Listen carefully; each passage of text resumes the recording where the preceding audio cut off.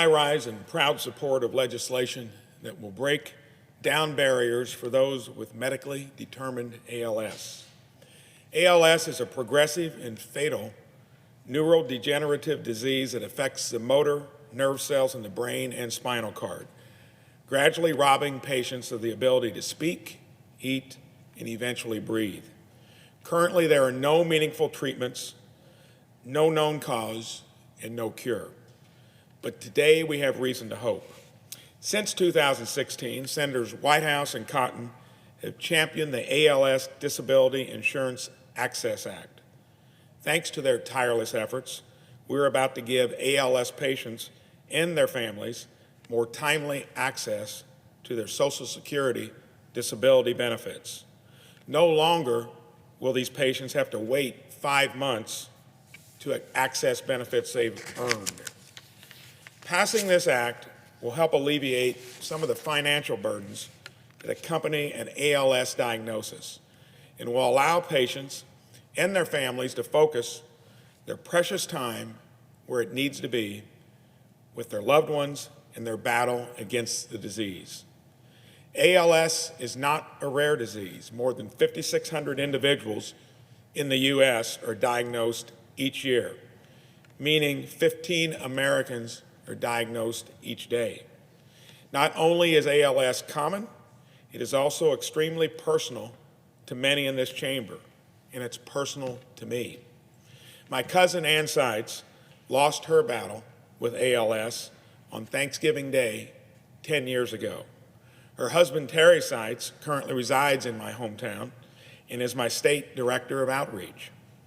My budget and appropriations staffer, Robert Ordway, and his sister Jennifer lost their father, Douglas Raymond Ordway, to the disease. Kathy Lesh, a member of my Indianapolis team, has a son, Brian, that was diagnosed with ALS this summer.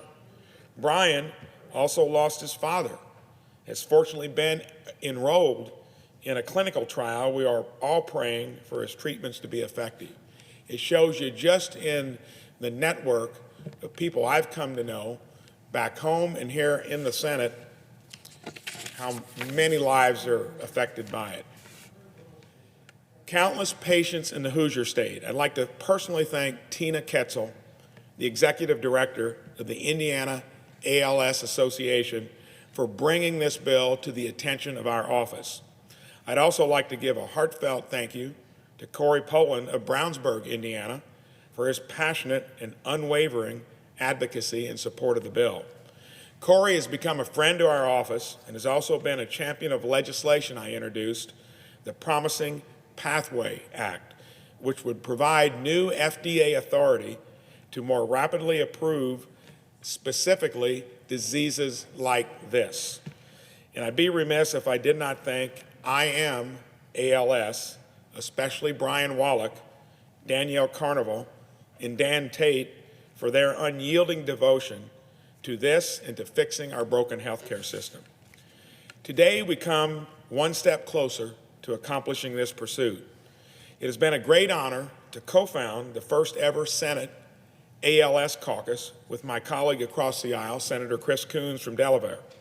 Passage of the ALS Disability Insurance Act has been a priority for this caucus since its inception about a year ago. We readily acknowledge the bill's passage is long overdue, and there's much more work to be done. We look forward to rolling up our sleeves and coming together to advance policies in the future that will continue to improve the quality of life for ALS patients.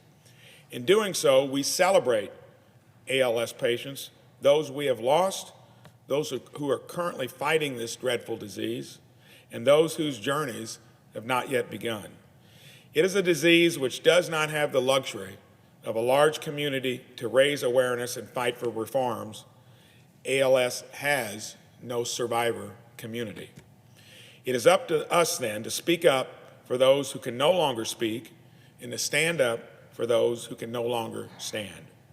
To those that we have lost to ALS and to those currently battling this disease, Ann Seitz, who's lost her life, Douglas Raymond Ordway, Brian Lesh, Corey Poland, Brian Wallach, Dan Tate, and so many others impacted by ALS, we here in the U.S. Senate are your advocates.